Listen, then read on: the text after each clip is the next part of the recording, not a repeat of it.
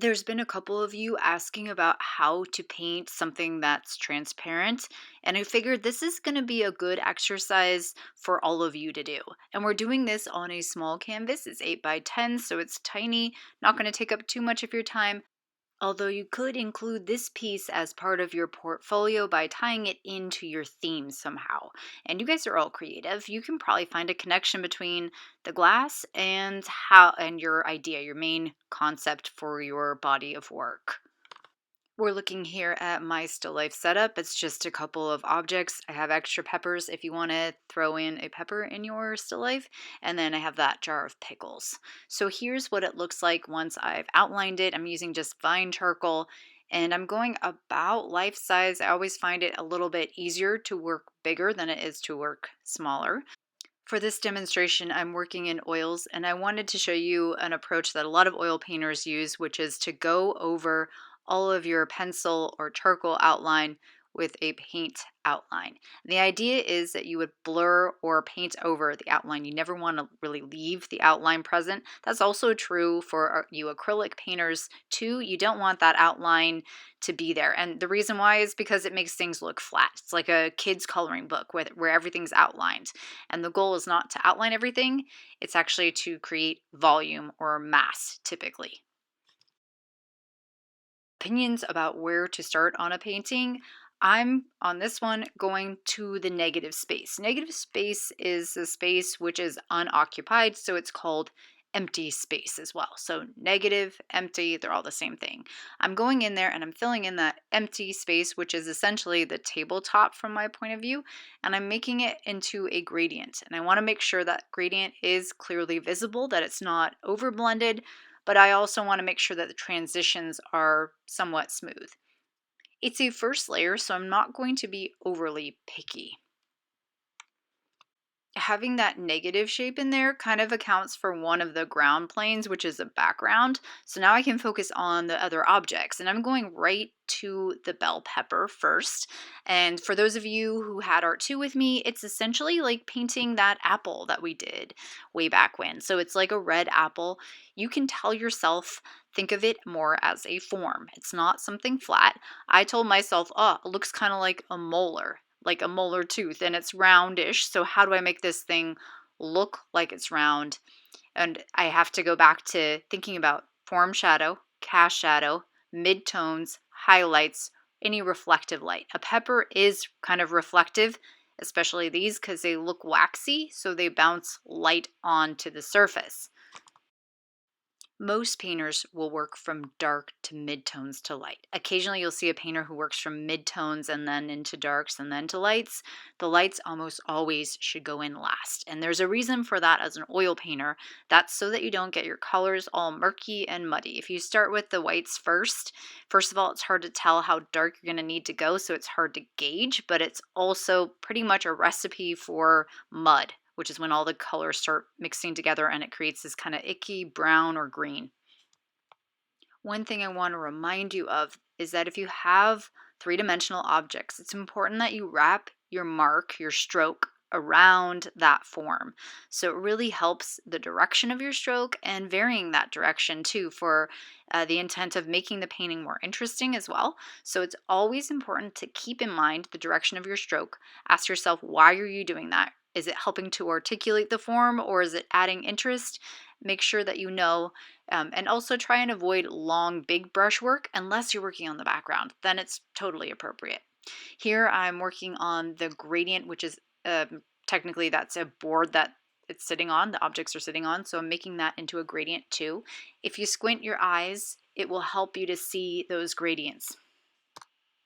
One thing that is super important is that you need to make sure that your ground planes are a little bit blurry. So that board is, I'm pushing it into that blue background, that blue-gray background, and I'm getting that edge to go blurry because objects that are farther back tend to get blurry. They blur out. It's just how human eyes work. And that's true of acrylic painters as well. So please be aware of where edges meet and where you need to have blurred edges and where it's important that you use a sharp edge. Typically, you want sharp edges only really within your focal area. Okay, so now I'm going to the jar itself. I'm actually going to start with the lid, and that lid is metallic. It kind of looks like gold. So this is a good lesson too, right? Like, because a lot of paintings have gold or metal in it, and that's similar to glass, but it's not transparent. So how do you replicate gold? And somebody said it the other day when we were talking about glass. It's really just looking and isolating values and colors. So I always ask myself, what's the value? How dark? How light? Is it in the mid-tone range, or is it on the high end where things are very, very pale? And I also ask myself about temperatures. Is it leaning warm or is it leaning cool? On this jar, I put a piece of blue painter's tape, so that's why you're seeing it on there. It was on the one that I was doing, not on the photo I took previously. So anyway, I'm looking for the darks first, and I'm trying to figure out which is darker, the top plane of that lid or the side of that lid.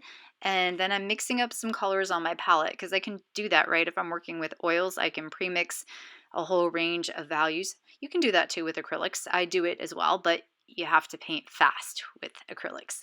And I'm mixing a range of golds, and I'm doing that through using a lot of my browns. So I'm using a lot of yellow ochre in there, and I'm taking some burnt sienna, but I'm also adding cools to it. I'm adding blue, yellow, and then white when I need to go lighter. Now that cloth is kind of a coral color, but the cloth, because it's so bright and intense, it's actually reflecting into that lid. So I have to go back in there and get some of that bounced reflected light, that bounced warmth into the lid. It's only on the side that it happens. Okay, so now I'm going into the jar a little bit. I'm going to the top plane of the water, because there's both a top plane and a side plane. And I'm also going into the glass jar where it's just kind of empty air for a sec. And there's a lot of grays in that top part. Now looking at the top plane of the liquid, so it's the top of the pool essentially, I'm working from dark to light, and I'm mixing colors on my palette. It's a green color, but I have to be sensitive to the shifts in light. So I blur my eyes when I'm looking at this. So I squint as I'm looking, and then I try and color match, and then I start to apply it. And I always double check. I'll pause for a minute and assess, like, are my values working correctly? Are they in the right order, or do I have them out of place? Now I'm shifting to the liquid below, so where the pickles are primarily, and I'm painting that plane in too. And again, squinting my eyes, looking for the darks first, and moving from the darks to the next darkest, and kind of working in a hierarchy up to the lighter shades. It should be noted that I do not put the highlights in yet. The highlights are actually what makes everything look really like glass or shiny, and I kind of save that for the end. So it may look a little bit dull at first. It'll look better once those highlights get put in. So if your painting isn't looking great, just realize that might be the case. It's also good to not just use a small brush, but to go in for a medium brush, even in that focal area. Now, like for something like the lid, yeah, you probably should go for a smaller brush, but on something that requires a large surface, it's okay to switch to a bigger brush. I'm also going to be putting a second coat on here just so I can show you my rationale for why I like to put a second or third or fourth coat on an oil painting, just because it allows me to work more opaque, so less transparent. Although for the glass, it's going to look transparent because it's an illusion. And then it also helps me to correct my mistakes. It gives me a second or third opportunity to fix stuff. And I'm the kind of artist who makes a lot of mistakes. I made mistakes on this painting, but I can go back in on a second layer, and it's very forgiving, and I can paint on top of it, and it's no big deal. Just so you know, for each one of those pickles, I'm telling myself, you're not just painting a pickle, you're painting like a cylinder. It's a cylinder, right? That essentially. I'm not going to worry about the texture on the pickles yet. Okay, I worked a little bit off camera. You can tell I got that second green pepper in the background in there, and I worked a little bit more on the jar. I also popped some highlights in. That's why it's looking more like transparent glass. And now I'm hurriedly putting in the drapery folds. So that's what it looks like on a first layer. And honestly, it's not perfect. There's some mistakes, like the jar is a tiny bit wonky. I should check the curve on the bottom. The jar top, I'll need to double check as well, but that's what a second or third layer is for. So it's okay if yours doesn't look perfect. Just expect to go in there and put a second coat on. It will make your oil paintings richer if you put a second coat. You can try it, and if it doesn't work for you, then that's okay too, but I think it's something that's worthwhile to attempt. I am going to show you my other demo, which I did before this one. It's actually probably a little bit better, but it's very complicated.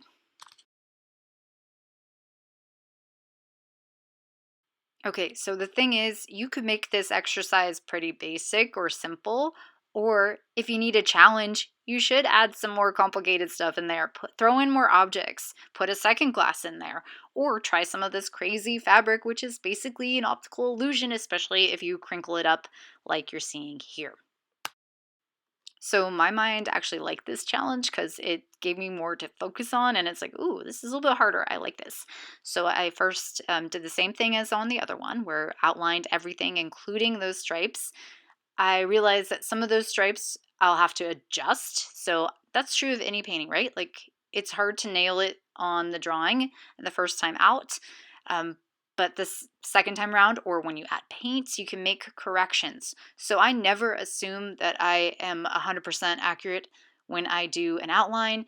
Even the first layer of paint, it's like just don't assume that you are perfect because you're probably not. So I actually had to figure out which stripes were dark and which were not. My brain wanted that. And I'm doing what's called an underpainting, which is painting very thinly. So kind of not necessarily with more fluid, but just like spreading the paint around and using transparent colors. There's alizarin crimson in that, which is very transparent. And I'm doing kind of a block in so I can tell the dark stripes from the light stripes. And the intention is that I'm going to go back over it this session and put a second coat of paint on top of those stripes so that they read as black. Right now they're crimson or violet, right? I'm going to go in there and make sure that they look like a dark. Same kind of deal where I'm looking at the top of that jar lid and I'm trying to look for the lighter plane and which one's darker, and I'm mixing yellow ochre and then I'm adding some cool colors to that yellow ochre because it's not really a warm gold, it's more like a cool gold. And that might be because of the light source in the room. It could be because it was a gray day outside and that was kind of affecting the light coming in through the windows. Could be a lot of things. So here's the reason why I didn't show you this video first. It's because there's like a ton of weird reflections in there. What you're seeing kind of looks like a rib cage. In fact, I told myself paint it like a rib cage. Those are the stripes. They're just super distorted against the curve of the jar. So it's very complicated. And I didn't want you guys to be confused. Notice though that I'm not putting in any highlights, not yet. I'm getting all of the surface colored or covered, and then I'm going to go in there and pop those highlights, and that's really what's going to make it look three-dimensional. In some areas I'm going really loose, like on those flowers, it's just like a quick block in and that's it. Okay, I jumped ahead here, but I wanted to show you those highlights, how much of a difference it makes to put those sparkles in. And again, it's never white. Never ever white on its own. It's white plus a color. So sometimes it's going to be white and a little bit of blue, or white and some violet, or white plus a little bit of green, or white and yellow. Any combination, just not white. Distortion through glass is like the funnest thing. So you want to look for those areas where like things are getting distorted or complicated, like those stripes. When you look through the clear part of the jar, they're warping, and that's really fun. And again, you can correct a lot of stuff on a second coat.